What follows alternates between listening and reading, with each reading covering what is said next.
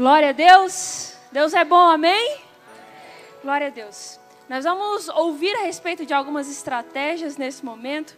E eu peço que você esteja sensível ao Espírito Santo, porque eu vou falar algo, mas a Bíblia diz que Deus ele age na sua multiforme sabedoria.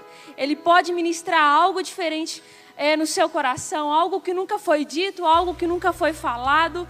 Nós podemos trazer à existência essa tarde aquilo que não existe. Amém? Então esteja com o seu coração sensível, curva sua cabeça, eu quero orar por você.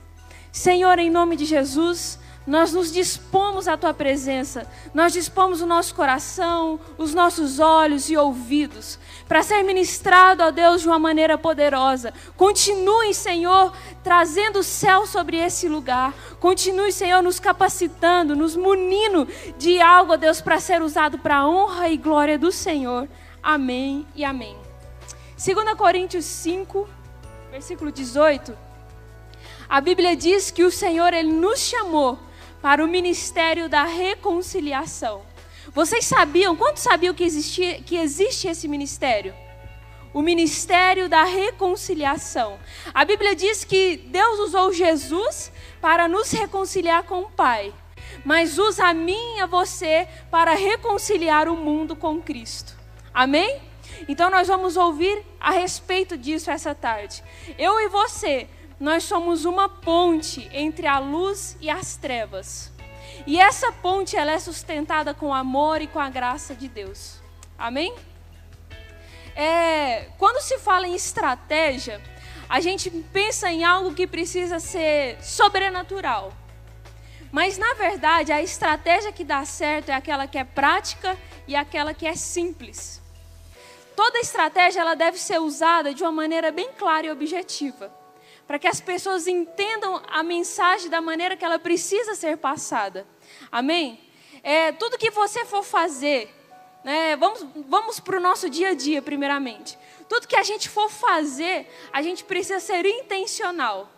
A gente não deve fazer por fazer, a gente não deve ir por ir, estar por estar, falar por falar. Nós devemos ter intenção, uma intenção do Espírito em tudo aquilo que a gente for ser e fazer. Amém? Pegou isso daí? Glória a Deus.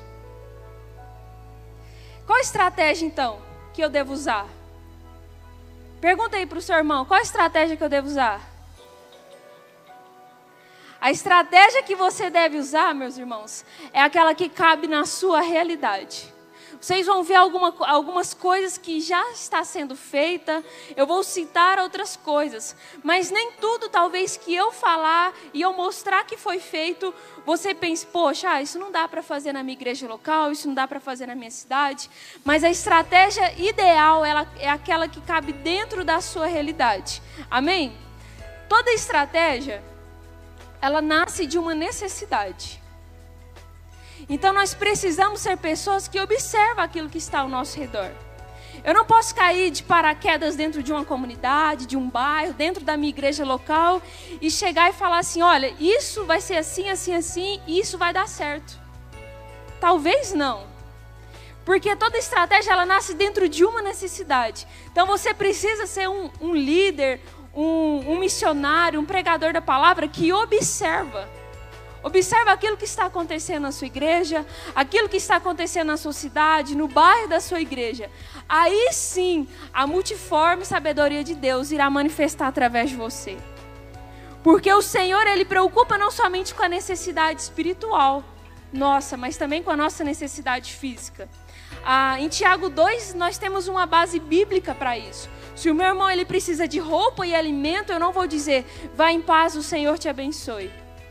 Eu vou agir com aquilo que ele precisa, dentro da necessidade dele. Então, se você até hoje não foi essa pessoa que observa, aquela pessoa que fala menos, que ouve mais, que é sensível à necessidade do outro, passa a ser essa pessoa que observa. Porque aí sim vai nascer uma estratégia ideal para o seu contexto. Você sendo uma pessoa que observa. Amém? E eu quero dar mais uma dica para você, antes da gente citar as estratégias. Não despreze os pequenos começos. Talvez o Senhor, Ele te ministra algo no seu coração aqui hoje. ou ele já tem ministrado e essa tarde seja para confirmar, mas você olhe para a sua realidade e se sinta de mãos atadas, mas não despreze os pequenos começos. Olha Noé, como a pastora Paula citou, ele tinha uma missão, e a Bíblia diz que as pessoas à sua volta apoiavam ele, sim ou não? Mas ele desistiu? Ele parou? Entenderam, irmãos? Ele era um homem. Você e mais um pode fazer muitas coisas. Você também sozinho faz muitas coisas. Porque eu tenho certeza que o maior interessado em salvar almas, Ele é o Senhor. Tem um termo que se chama Missio Dei, a missão de Deus. Ou seja, Deus está em missão. Não é simplesmente você na sua igreja local, na sua cidade. O Senhor está em missão. Então Ele vai prover o recurso que for necessário. O recurso é dinheiro? Então Deus vai dar o dinheiro. O recurso é pessoa? Deus vai dar a pessoa. O recurso é o lugar? Deus vai abrir a porta do lugar. Porque Ele está em missão. Amém? Como eu disse, a gente precisa ser intencional. E vocês vão ver que algumas ações sociais estão sendo feitas e tem trago muito resultado. Só que lá onde eu moro, em Uberlândia, existem muitas entidades, vamos colocar assim, que fazem também muitas ações sociais. E que fazem também, talvez, o que a gente faça, que é entregar um alimento, uma roupa. Eles agem dentro da necessidade da pessoa. Mas o que será o diferencial entre nós e essas pessoas? O que vai fazer que a luz de Cristo resplandeça? Que essas pessoas, dentro das trevas que têm vivido espiritualmente, encontrem a luz de Cristo. É você ser intencional no que você for fazer. O que não é evangelismo é eu chegar lá e dar um pedaço de pão e falar, vai com Deus, Deus te abençoe. O que não é evangelismo é eu, no dia do culto de missões da minha igreja, e sair na minha comunidade e entregar um panfleto. Falar, amanhã tem culto, hein? O que vai ser o diferencial? É eu e você, quando nós estivermos colocando em prática as estratégias, que a gente possa expor o Evangelho, amém? Diga comigo, expor o Evangelho. O Evangelho, gente, Jesus nos ama, amém? Só que como que eu vou chegar para uma pessoa em situação de rua, passando frio, fome, necessidade fisiológica, talvez a pessoa está enferma, e dizer para ela, olha, Jesus te ama. Eu acho que eu me colocando no lugar dessa pessoa, eu penso, poxa, mas aonde está esse amor? Se Deus me ama tanto, por que eu estou nessa situação? É aí que a gente vira a chave da ignorância. É aí que a gente vira a chave e a pessoa encontra a luz. Nós somos pecadores. Nós estamos vivendo o que vivemos hoje por causa do pecado que há dentro de nós. Por causa das escolhas que fizemos na nossa vida. Por ter decidido um dia viver longe do amor de Deus. Ah, entendi. Então tudo que eu estou vivendo hoje, eu plantei? Sim. Mas tudo que você está vivendo nesse dia de hoje, dia 26 de setembro, você também está plantando para colher amanhã. Ou seja, a sua realidade ela pode ser transformada hoje. E o que essa pessoa precisa fazer para ter a realidade dela transformada? Para ela começar a colher outras coisas. Receber Jesus, reconhecer que Ele é o único e suficiente Salvador da vida dela. Que não vale mais a pena viver da maneira que eu quero, do jeito que eu quero. Que existe um manual de vida e esse manual é a Bíblia.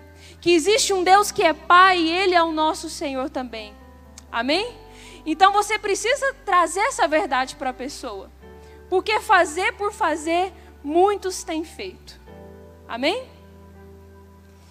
Então vamos lá? Pode passar as fotos? Essa daqui é a equipe. Hoje essa equipe, irmãos, ela é grande, pode-se dizer. Mas um dia essa equipe era eu e mais um. E hoje, era eu e mais um dentro da minha igreja local. E hoje, cada uma dessas pessoas aqui são de uma igreja diferente da minha cidade. Fora a equipe que nós temos, cada um na sua igreja local. Porque nós não desprezamos os pequenos começos. Amém? Pode passar. Nós começamos a orar diante da pandemia e não aceitar a realidade de estar com as portas fechadas, de não poder ter contato com as pessoas. E nós começamos a orar porque nós falamos, Senhor, o Senhor é o maior interessado e nós queremos fazer parte dessa missão do Senhor. Então nós conhecemos alguns lugares que nós não tínhamos o conhecimento que ainda existia dentro da nossa cidade. E eu quero começar falando algo que o Senhor ministrou no meu coração. Que Ele se importa com o estrangeiro, com o órfão e com a viúva. E essa comunidade onde nós fomos, nós olhamos para aquele lugar, eu olhei para aquele lugar e disse para o pessoal, será ali. E depois eu fui conhecer aquele lugar. E só dentro dessa, eu não sei se aqui fala assentamento, não sei. Dentro desse assentamento havia mais de 58 famílias haitianas. Então nós tivemos a oportunidade de consolidar o evangelho naquele lugar para as pessoas que estavam passando por uma necessidade. Qual era a necessidade daquela pessoa? É que essas famílias recebiam somente uma marmita por dia. Quando não dava tempo de ser no almoço, era na janta. Então, o que nós poderíamos fazer de diferente para aquele pessoal? Então, veio a ideia do café da manhã. E sem poder bater papo com a pessoa, expor o evangelho através do diálogo, nós confeccionamos garrafas. Irmão, precisa haver investimento. Do nosso bolso, eu acredito que quase nada saiu. Porque nós começamos a orar e Deus começou a levantar empresários. Então, toda a embalagem que a gente precisava para entregar o alimento pronto, o Senhor proveu. As garrafas, os adesivos, até caixa de som com microfone nós ganhamos. Para esse dia, para poder expor o evangelho. Então, nessa comunidade nós levamos café da manhã. E não foi um pão com margarina, irmãos. Foi rosca, foi bolo, foi pão recheado, bolo de todo tipo que você pensar. Nós compramos? Não. O Senhor, Ele proveu, porque Ele é o dono da missão. Amém? Pode passar? E aí, eu fiquei pensando, poxa, as pessoas vão no mercado, vai em todo lugar, e por que elas não podem vir até nós? Então, nós começamos a fazer o que lá o pessoal da cidade estava fazendo do comércio. Nós falamos, nós vamos medir a febre, você vai passar álcool. Tudo que você precisar, a gente vai estar disposto ali. Se precisar até aferir pressão, a gente se dispõe para isso, para atrair as pessoas, para elas verem que realmente a gente estava importando com elas. Pode passar? Porque é importante, principalmente nesse tempo de pandemia, as pessoas verem o cuidado que a igreja está tomando também. Que a igreja não está sendo imprudente. Que a igreja também está sendo luz, está agindo com sabedoria. Pode passar? Esse dia é em outra comunidade que nós somos, e essa comunidade é o meu bairro. Eu percebi, eu já evangelizava os meus vizinhos, a gente fazia o culto ali uma vez no mês, mais ou menos. E eu queria expandir isso, fazer algo para o bairro inteiro. Então eu fui num lugar, a gente ficou uns 2 dias andando lá no meu bairro, eu e minha mãe, e viu a necessidade de um lugar. A gente ficou observando e encontrou uma necessidade. A necessidade daquele lugar, naquele momento, era roupa. Existem muitas famílias que vêm do norte, do nordeste de Minas, e por causa da pandemia estavam desempregados, então a necessidade era roupa mesmo. Então o que a gente foi fazer? Andar atrás de roupa. Pode ir passando. Aqui outro exemplo que eu quero dar para vocês. Depois da família de haitianos, nós confeccionamos uma carta, que eu vou falar sobre ela depois, e eu estava no centro da minha cidade, e tinha uma mulher colombiana, e eu já tive o privilégio de estar na Colômbia. E eu conversei um pouco com ela em espanhol, e o Senhor ministrou mais uma vez no meu coração o que Ele tinha para a vida dos estrangeiros que estavam na minha volta. Então, um dia eu saindo assim de manhã de casa, me parei no sinaleiro e tinha essa família de indígenas venezuelanos. Que foi muito difícil a comunicação, porque eles falavam o dialeto indígena deles, muito pouco espanhol. E eu entendi que eu precisava fazer algo. Esse rapaz, ele é o esposo dessa que está do lado, essa daqui é a mãe dele e essa daqui é a irmã dele, os 2 filhos e a sobrinha. Todos desempregados, comia de marmita, porque no lugar que eles estavam morando não tinha condições de cozinhar. Então eu falei, meu Deus, o que eu posso fazer por eles? Então a gente começou a correr atrás. Tem uma empresa na minha cidade que contrata bastante venezuelano, haitiano. Então a gente começou a correr atrás, mandar currículo desse homem para lá, enviou o que eles precisavam ali de urgente. E além disso, nós levamos uma palavra para eles esse dia. E no dia que o Senhor me confrontou em relação àquela mulher colombiana, eu tive a ideia de traduzir as cartas que nós tínhamos feito para o idioma dessas pessoas e começar a evangelizá-los no seu próprio idioma. E foi uma experiência incrível, eles aceitaram bem, se sentiram importantes, porque eu falar com você na língua que toca o seu coração, você vai receber muito mais. Eu falar com você na sua língua materna, você vai receber muito mais do que eu falar no meu próprio idioma. Pode passar. Por que eu estou mostrando essa situação dos estrangeiros? Para vocês verem a importância de observar a necessidade que está à sua volta. Nesse dia foi o dia que a gente fez a ação com doação de roupas. A gente não tinha um lugar específico assim. Vamos, tal lugar é bacana. Gente, o lugar não é um problema. Tinha umas árvores, a gente comprou uns arames, amarrou nas árvores e fizemos uma lojinha lá. Pode passar. Sapatos também, tinha agasalho, cobertores, roupa infantil, de tudo que vocês pensarem. Pode passar. Também corte de cabelo.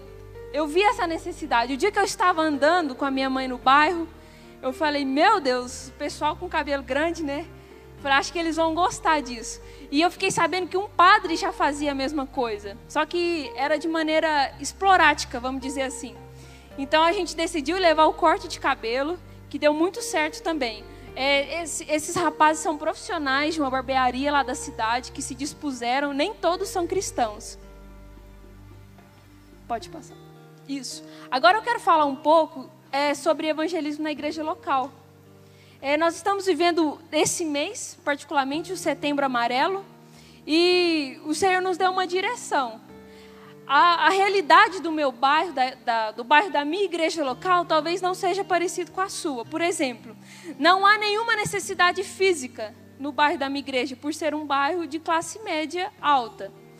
Então, nós pensamos, poxa, tudo que a gente já fez até agora não vai ter resultado se a gente ir por esse mesmo caminho.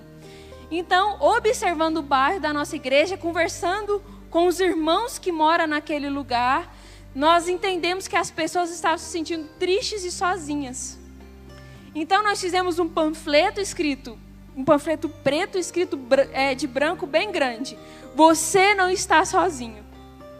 E nós tivemos uma experiência incrível, porque até pessoas que estavam afastadas da igreja, se sentindo sozinhas, pessoas principalmente do grupo de risco, que não podia sair de casa, que não podia ter contato nem com seus parentes, ficaram tocadas ali.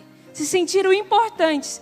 E algo que nós usamos para falar com essas pessoas foi o seguinte, olha, você não está sozinha, mas você pode contar com a ajuda de Deus, mas também você pode contar com a nossa ajuda como igreja local. E ali nós dispusemos o nosso telefone de contato, o nosso endereço, para que essa pessoa pudesse entrar em contato assim que ela precisasse, quando ela quisesse, e temos orado para que o Espírito Santo incomode elas. Isso aí é o trabalho com a minha igreja local. Pode passar. É isso daí. Existem outras estratégias, irmãos. Como eu disse, café da manhã, janta, almoço, entregar um sapato, uma roupa, um corte de cabelo.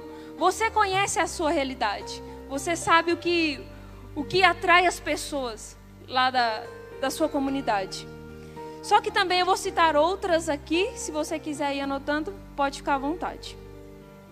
Carro de som. Você vai fazer alguma ação, por exemplo, hoje vai ter corte de cabelo de graça para todo mundo. Então eu vou colocar um carro de som para anunciar isso.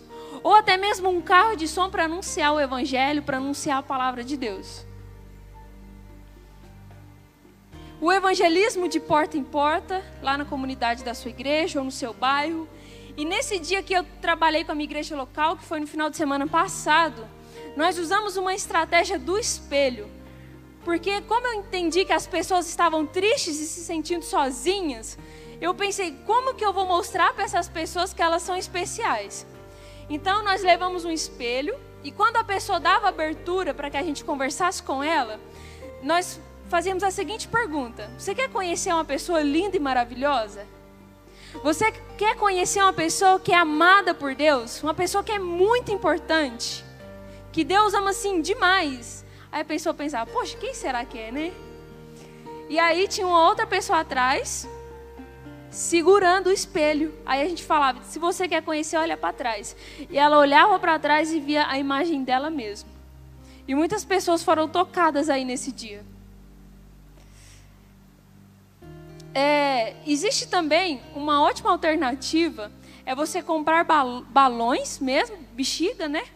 E escrever uma mensagem e colocar dentro e encher o balão e entregar para uma pessoa. E dizer que é algo muito especial que está ali. Que da mesma maneira que o ar ele é usado para preencher aquele balão, aquele bilhete pode preencher a vida dela. Pode preencher com o que ela estiver precisando. Se é de paz, aquele bilhete pode preencher ela de paz. Se é de amor, pode encher ela de amor, de segurança, de confiança em Deus. E aí deixa o Senhor te usar para escrever esse bilhete, uma porção da palavra de Deus. Amém? Algo que deu muito certo, que nós usamos no começo da pandemia, foi cartas. Nós não podíamos ter contato direto com as pessoas, então nós escrevemos cartas. 2 tipos de carta, que depois virou 3 por causa dos estrangeiros, né? O primeiro tipo de carta foi para proclamar o amor de Deus, para evangelizar, para alcançar aqueles que não tiveram a oportunidade ainda de ouvir da palavra, de ter um contato com Deus. E o segundo tipo de carta foi para aqueles que estavam afastados da igreja. Então nós escrevemos cartas tipo no sentido que nós estávamos com saudade, que independente do que ele tinha feito de errado, ele podia contar com a ajuda da igreja, que ele ainda assim, ele era amado, que ele não deixou de ser especial. Porque vocês sabiam que muitas pessoas que afastam da presença de Deus, muitas das vezes não voltam por vergonha de ter voltado atrás em seus pecados? Então a carta ela foi escrita nesse sentido, que a pessoa ela não precisava se envergonhar, que nós continuamos amando ela da mesma maneira e o Senhor também. Amém? Glória a Deus. Cada pessoa, ela se sente amada de uma maneira. Quando lá em Atos 2 houve a manifestação do Espírito, a Bíblia diz que havia pessoas de várias nações, de vários jeitos, que falavam vários idiomas naquele lugar. Mas o Espírito Santo se manifestou de uma maneira tão tremenda que aquilo alcançou cada um na sua linguagem natural. Que aquilo que aconteceu, que aquela mensagem tão maravilhosa tocou cada coração com a sua linguagem materna. O que eu quero te dizer com isso? Que cada pessoa, ela se sente amada de uma maneira diferente. Eu me sinto amada de uma maneira diferente.